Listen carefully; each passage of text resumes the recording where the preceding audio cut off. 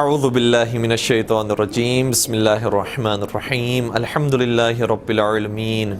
والصلاة والسلام علی اشرف الانبیاء والمرسلین وعلی اہل بیتہ الطیبین الطاہرین المعصومین المظلومین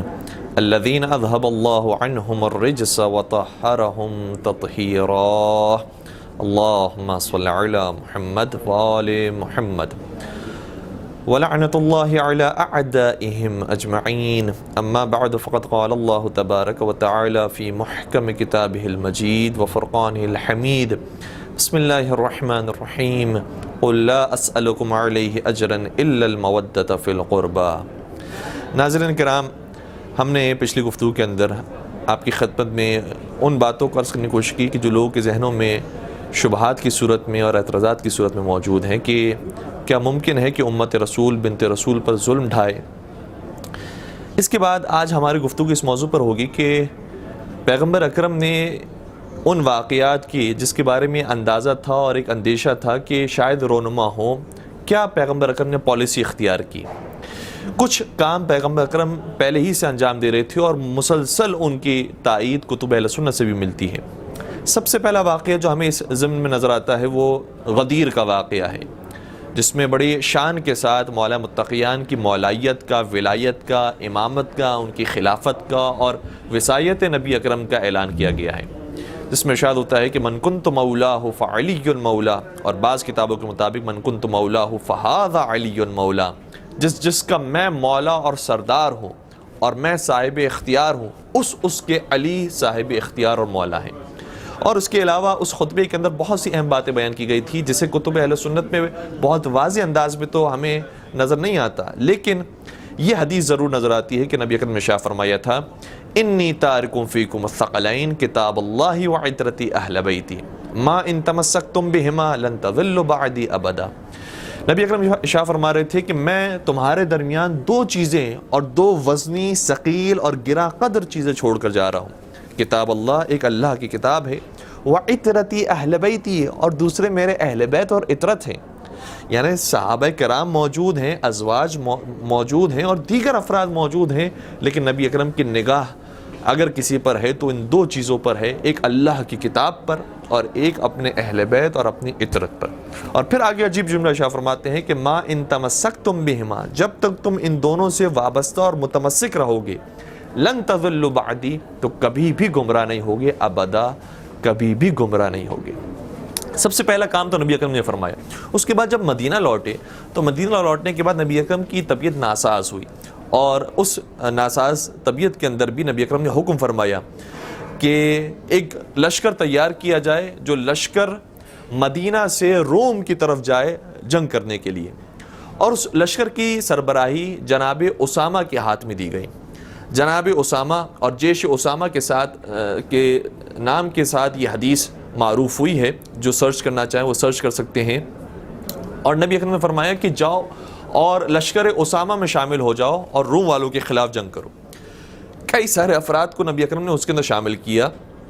جن میں بطور خاص نام ملتا ہے خلیفہ اول کا، خلیفہ ثانی کا اور دیگر مشہور شخصیات کا، جن کے بارے میں احتمال تھا کہ شاید یہ حضرت علی مرتضیٰ کی خلافت اور امامت کو تسلیم نہ کریں۔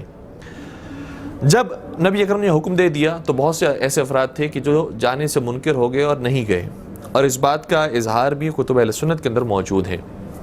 الملل والنحل کے اندر یہ روایت بھی حتیٰ موجود ہے کہ نبی اکرم نے جب بار بار مسلسل نافرمانی ہوتی رہی تو اتنا سخت جملہ ارشاد فرمایا کہ لعن اللہ من تخلف عنہ، خدا کی لعنت نازل ہو شخص کے اوپر کہ جو اسامہ کے لشکر میں جانے سے روگردانی کرے اور نہ جائے، ایسے شخص پر اللہ کی لعنت نازل ہو۔ روایات کے اندر یہ ملتا ہے کہ نبی اکرم نے ایک یہ کام کیا۔ دوسرا ایک کام یہ کیا کہ جب نبی اکرم کی وفات کا بالکل آخری وقت آیا تو دوات اور کتف، اور بعض روایت کے مطابق قلم اور قرطاس، یعنی یہ دو الفاظ، البتہ قرطاس کا لفظ فارسی زبان کا لفظ ہے کہ جو اردو میں بھی شامل ہو گیا ہے، ورنہ قلم اور دوات کے لفظ کو اگر سرچ کیا جائے یا دوات اور کتف کے لفظ کو اگر سرچ کیا جائے تو آسانی سے ان روایات کو ہم دیکھ سکتے ہیں کہ جس میں نبی اکرم نے ارشاد فرمایا تھا کہ لے کر آؤ میرے سامنے وہ قلم و کرتاس تاکہ میں تمہارے لیے ایک ایسا ہدایت نامہ لکھ کر جاؤں اپنے بعد، ایک ایسا وصیت نامہ لکھ کر جاؤں اپنے بعد کہ تم کبھی بھی گمراہ نہ ہو، تو بار بار نبی اکرم کی خواہش یہ تھی کہ کوئی ایسا کام کر کے جائیں کہ امت بہکنے نہ پائے اور وہ راستہ جو نبی اکرم نے طے کیا ہے اسی راستے کے اوپر قائم و دائم رہے۔ پھر نبی اکرم کی جب وفات ہوتی ہے تو ایک اور کام ہے جو ہمیں نظر آتا ہے، جس کا اظہار اس روایت کے اندر ملتا ہے جو جناب ابن عباس نے بیان کی ہے، اور حاکم نیشاپوری نے اپنے کتاب المستدرک علی الصحیحین میں لکھی ہے۔ کہتے ہیں کہ لعلی اربع خصال لیست لاحد، علی مرتضیٰ کو 4 ایسی فضیلتیں حاصل ہوئیں جو کسی اور کو حاصل نہیں ہوئی۔ وہ اول عربی و اعجمی صلی مع رسول اللہ صلی اللہ علیہ وسلم، وہ سب سے پہلے عربی اور اجمی شخص کے جنہوں نے رسول اللہ کے ساتھ نماز پڑھی ہے۔ دوسری فضیلت یہ ہے وَهُوَ الَّذِي كَانَ لِوَاؤُهُ فِي كُلِّ زَحْفٍ، اور کوئی بھی جنگ ہوتی تھی، علم اگر ہوتا تھا تو حضرت علی مرتضیٰ کے ہاتھوں میں ہوتا تھا۔ اور تیسری خصوصیت انہوں نے بیان کی وَالَّذِي صَبَرَ مَعَهُ يَوْمَ الْمِحْرَاسِ، اور جنگ احد کے میدان میں ہر ایک نبی اکرم کو چھوڑ کر چلا گیا، اگر کوئی نبی اکرم کی پشت پناہی کے لیے اور نبی اکرم کا ساتھ دینے کے لیے باقی رہا تو وہ حضرت علی مرتضیٰ تھے۔ یہ 3 فضیلتیں انہوں نے بیان کی جو کسی اور کو حاصل نہیں سوائے حضرت علی مرتضیٰ کے۔ اور چوتھی فضیلت یہ بیان کی کہ والذی غسلہ وادخلہ قبرہ، حضرت علی مرتضیٰ وہ آخری شخص تھے کہ جنہوں نے نبی اکرم کا دیدار کیا ہے، ان کو غسل دیا ہے اور انہیں لحد میں اتارا ہے اور سپرد خاک کیا ہے۔ یعنی آخری دم تک نبی اکرم نے اپنے ساتھ اگر کسی کو رکھا ہے تو حضرت علی مرتضیٰ کو رکھا ہے، اور اس بارے میں کوئی اختلاف نہیں ہے کہ حضرت مولا کائنات نے نبی اکرم کو غسل دیا، کفن پہنایا، حنوط کیا اور اس کے بعد دفنایا ہے۔ تو یہ سارے کام نبی اکرم اپنے زمانے میں کر کے گئے تھے تاکہ امت گمراہ نہ ہونے پائے اور جان لے کہ یہ سارے امور میں کس کے سپرد کر کے جا رہا ہوں اور کون میرے بعد خلیفہ اور میرا جانشین اور میرا وصی ہے۔ لیکن امت نے کیا کیا؟ اب میں آپ کی خدمت میں ان چند واقعات کی طرف اشارہ کرنا چاہوں گا کہ امت رسول نے کیا کیا۔ یہاں مولا متقیان غسل و کفن و دفن کے اندر مشغول تھے، اور جس دن نبی اکرم کی وفات واقع ہوئی تھی اسی دن کا واقعہ خود کتب اہل سنت کے اندر موجود یہ ہے کہ اسی دن کے عصر کے وقت انصار جو مدینہ میں رہنے والے تھے وہ سقیفہ بنی ساعدہ میں جمع ہوئے، اور انہوں نے یہ طے کرنا شروع کیا کہ نبی اکرم کا تو اس دنیا سے وصال ہو گیا ہے، اب ان کے بعد خلیفہ اور جانشین کون ہوگا۔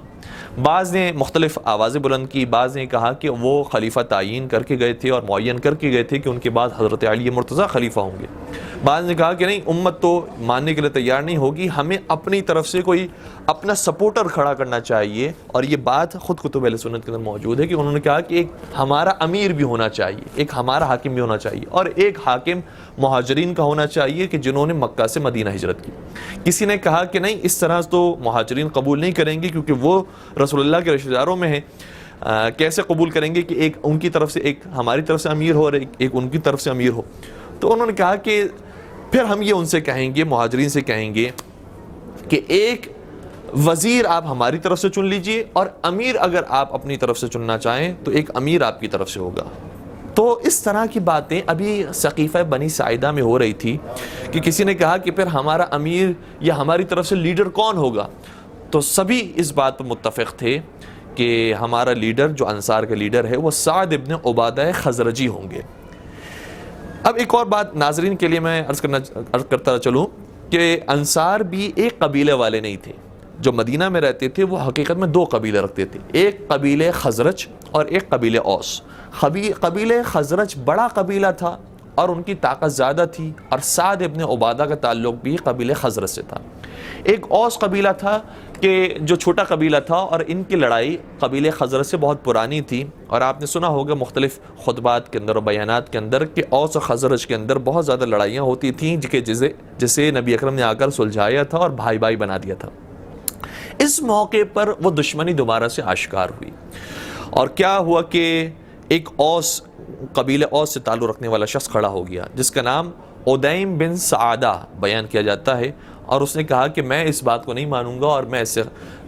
باہر نکلتا ہوں اور میں اس کا بائیکاٹ کرتا ہوں۔ اور چونکہ ایک طاقتور شخص تھا، بہرحال اس کی آواز تھی، وہ یہ کہہ کر سقیفہ بنی ساعدہ سے باہر آ گیا۔ راستے میں اس کی ملاقات معن بن عدی نامی شخص سے ہوئی، معن بن عدی بلوی نامی شخص سے ہوئی، اور اس کو پورا واقعہ بتایا کہ پیغمبر کے بعد اس طریقے سے طے کیا جا رہا ہے۔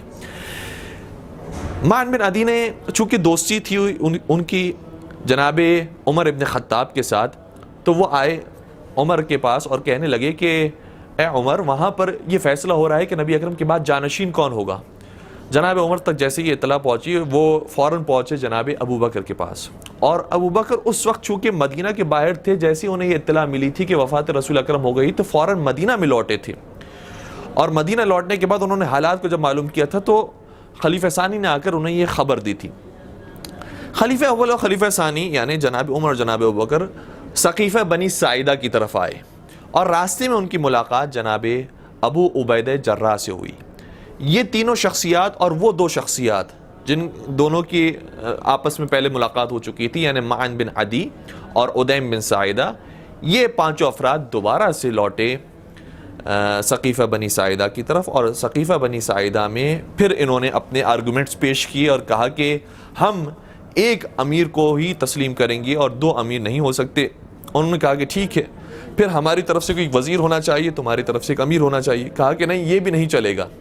چونکہ ہم رسول اللہ کے قرابت داروں میں سے، لہٰذا ہماری بات مانی جائے گی۔ اور بہرحال قرابت داری کی وجہ سے انصار ذرا سا مہاجرین کا ایک پاس رکھتے تھے، اور اس بات میں تھوڑے سے انصار کمزور پڑے، اور بعض اوس اور خزرج کا جو آپس میں نزاع اور جھگڑا تھا، اس کی وجہ سے سب سے پہلا انصار جس کا تعلق قبیلے اوس سے تھا، اس نے آگے بڑھ کر جناب ابو بکر کے ہاتھ پر بیعت کی، اور اس سے پہلے جناب عمر اور جناب ابو عبیدہ جراح بیعت کر چکے تھے، اور یہ کہہ چکے تھے کہ ایک نیام میں دو تلواریں نہیں رہ سکتی، لہٰذا خلیفہ ہوگا تو ایک ہی خلیفہ ہوگا، اور رسول کا ایک ہی جانشین ہوگا، اور امت کا ایک امیر ہوگا۔ اس طریقے سے ثقیفہ بنی ساعدہ کا اختتام ہوا، اور کچھ افراد نے، اور حتیٰ خود کتب اہل سنت کے اندر ملا ہے کہ صرف 5 افراد نے بیعت کی تھی خلیفہ اول کے ہاتھ میں۔ پھر ایسے ایسے بعد میں اور واقعات پیش آئے جن کو انشاءاللہ ہم آئندہ آنے والی نشستوں میں پیش کریں گے کہ کیسے واقعات پیش آئے، جس کے بعد خلیفہ ابو بکر کی خلافت تھوڑی سی مضبوط ہوئی، اور پھر اس نے مضبوط کرنے کے لیے اور کون کون سے کام کیے ہیں انشاءاللہ اسے آئندہ آنے والے پروگرامز میں ڈسکس کیا جائے گا۔ وآخر دعوانا الحمدللہ رب العالمین۔